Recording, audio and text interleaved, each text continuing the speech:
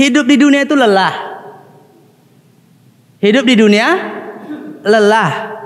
Kalau kita lelah di maksiat, lelah di pasar, lelah dengan yang haram, kalau kita berlelah-lelah dengan yang seperti itu, kenapa kita tidak berlelah-lelah dalam ketaatan?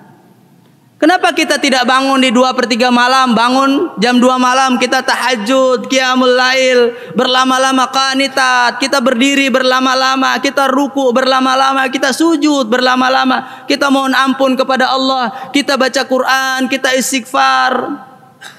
Kan kita tahu dengan istighfar Allah berikan kita rizki, ya kan? Bagaimana Nabi Adam alaihissalam ketika ketika dikeluarkan dari surga, dalam satu riwayat dikatakan 40 tahun katanya sujud tuh. Ya, 40 tahun dia sujud. Ya karena umurnya juga ratusan ribuan tahun pada waktu itu. Ketika dia sujud, apa baca doanya? Istighfarnya apa? Rabbana zalamna anfusana wa illam taghfir lana wa tarhamna lanakunanna minal khasirin. Ini istighfarnya siapa? Nabi Adam alaihissalam. Kita lihat bagaimana Nabi Yunus dibuang ke laut, kemudian dimakan dengan ikan nun.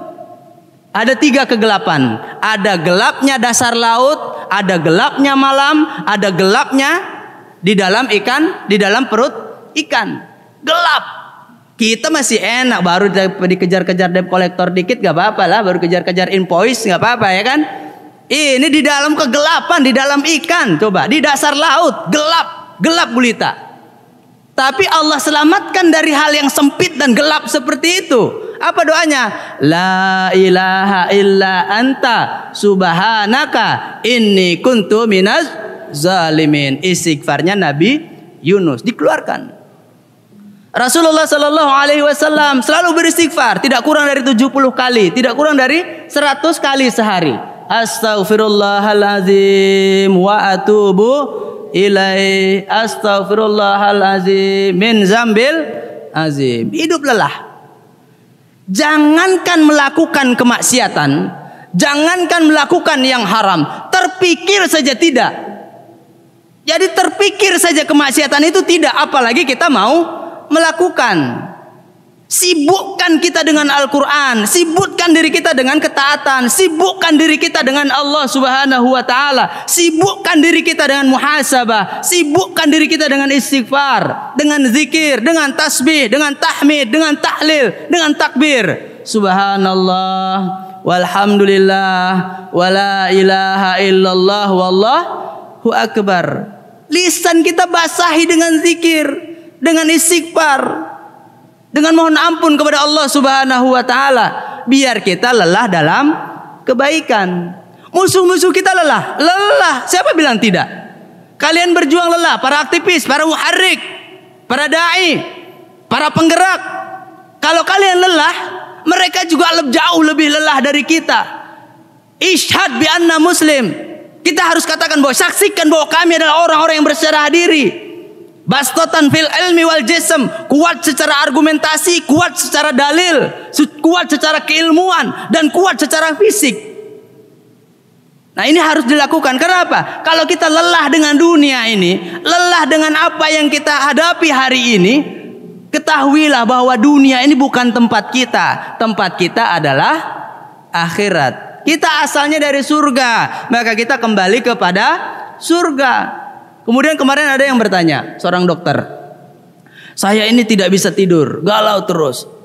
Apakah nanti saya selamat nggak disiksa api neraka? Selamat nggak saya nanti disiksa kubur, katanya.